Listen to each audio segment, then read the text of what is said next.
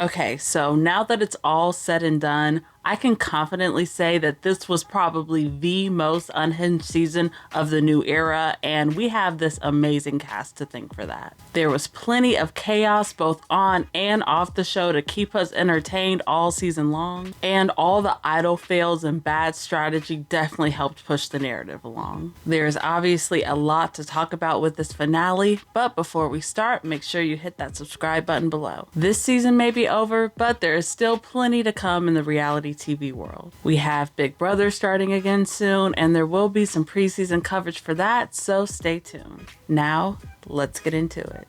So when the last episode left off, Moriah was in a really shitty spot. She had just tried and failed to take out Charlie, so now her game is definitely over unless she wins this next immunity. Moriah's been played up to be sort of the final boss or the big bad for a while now, which is why I didn't think she had a shot at winning the game. To me, it was clear that she was set up to be more of an obstacle that got in the winner's way. But still, she put up one hell of a fight in that immunity challenge, and she came this close to winning, but as we saw, Kenzie was able to pull out the win with the help from Liz. It was shocking to watch because Liz pretty much just stops and gives up her whole game in order to help Kenzie. Like, I didn't even know those two were that close. I mean, this was good strategy from Liz, I guess. I just didn't think it was fair to Moriah. I mean, this is supposed to be an individual competition, and if this sort of thing is truly allowed, I can just see it getting used and abused in the future. You can tell that Moriah is pissed off, but she's just trying to play it cool out there. She is working hard trying to secure herself the votes, and she's not afraid to throw people under the bus either, which I appreciate, but it is just way too late for all that. During Tribal, everything is very open and honest. It's actually pretty obvious where all the votes are going, but the one thing that did stand out to me here was Kenzie. Kenzie is able to just flat out tell Moriah that she's gonna vote her out to her face, while also making Moriah feel really good about herself for it, which is really, really tough to do. I admire you, I respect you, I love you deeply. You could kick my ass up and down this game.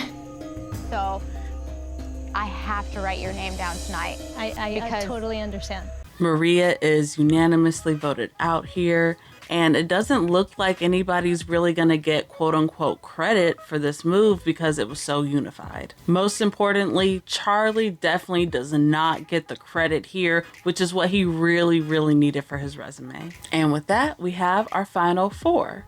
Now, before they get into this next challenge, we see another segment talking about Ben and his panic attacks and sleep deprivation. And once again, Kenzie is right by his side during this thing, trying to help him through it. This is literally the third time this season we've seen this exact same scene play out. The very first time they showed this to us back in episode several, I had this light bulb epiphany moment right then and there that Kenzie was our winner, just based on that scene alone. And this third time around, it was like a floodlight beaming in my face. I mean, shout out to Ben for sticking it through to the end of the game and for not quitting despite all these medical issues that he was facing, but make no mistake, all of these scenes, they were about Kenzie and not Ben. The players arrive at their final immunity challenge, and this one is really, really freaking awesome. I love that they used that giant Plinko board as a timer.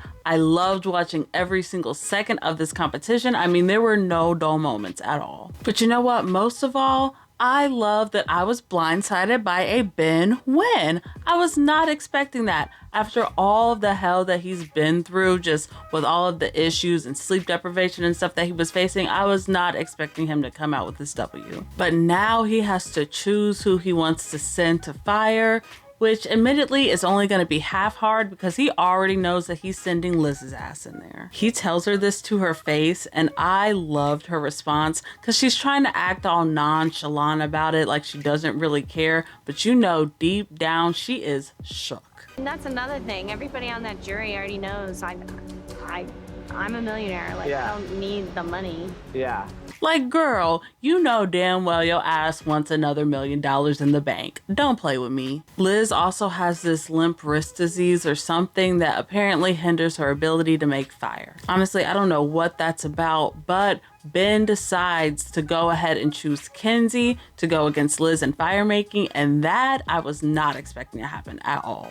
I was kind of thinking that Ben would maybe choose to bring Kenzie to the end just based on their friendship, but now that I'm giving it a second thought, it's probably not a good look to be dragged to the end at this point in the game. Fire making kicks off, and my biggest takeaway was how much the jury was vocally rooting for Kenzie here. I saw it as a really good sign just because it showed that the voters actually wanted to see her succeed. And as we see, Kenzie is eventually able to burn her rope and secure herself a spot in the finals. Whew, let me tell you, it is a good thing y'all got Liz out because it was really gonna be over for you guys. It was really over for you guys. It really was. I want to beat all of you.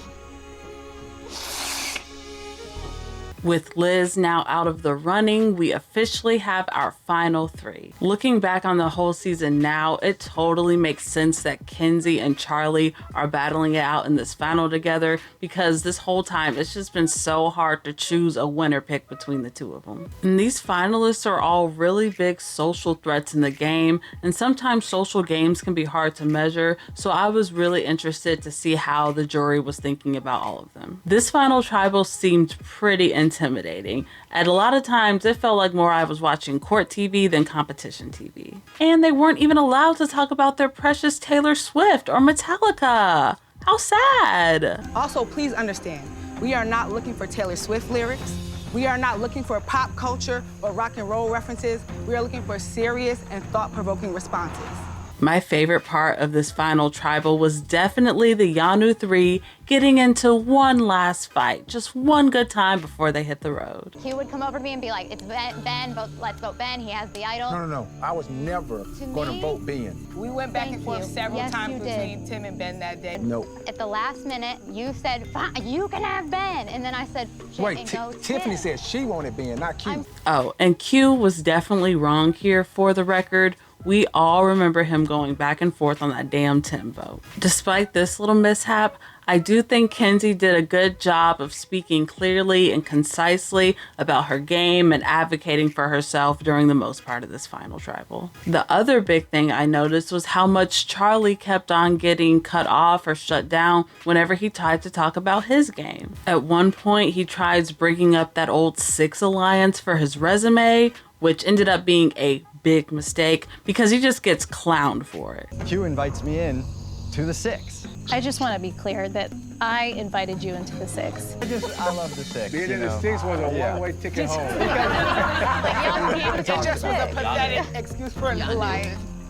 Overall, I thought Ben's answers were okay. I mean, they were solid and straightforward, but they were also pretty forgettable. Hey, just like his gameplay. Overall, I thought this final tribal was pretty strong. The best part of the whole thing was definitely just watching the jury come back to the show again and being able to see them all interact with each other. The best casting of the season was sitting on that jury. They really made the show entertaining and this final episode. The votes are read, and as we see, with 5 votes to win, Kenzie becomes our winner of Survivor 46. Congrats to her. And I gotta say, I also had Kenzie as my winner pick since episode 7. So congrats to me too.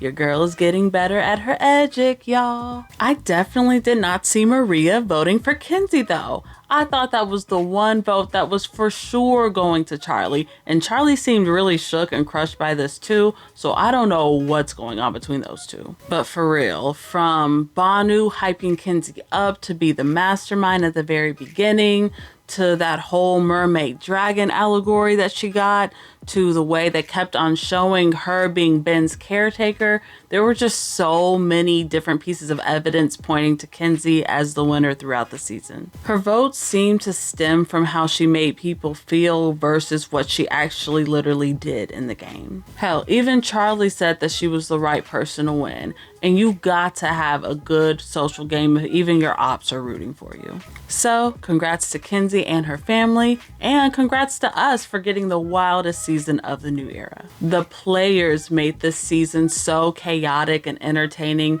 despite barely having any advantages get used. And I'm hoping that this next upcoming season is filled with the same amount of excitement. Please, please, please remember to subscribe if you have not already, and let me know, what did you think of this entire season? What did you think of Kenzie as the winner? Would you have rather seen somebody else win instead? Let me know in the comments below. I have had a blast recapping these episodes with you all.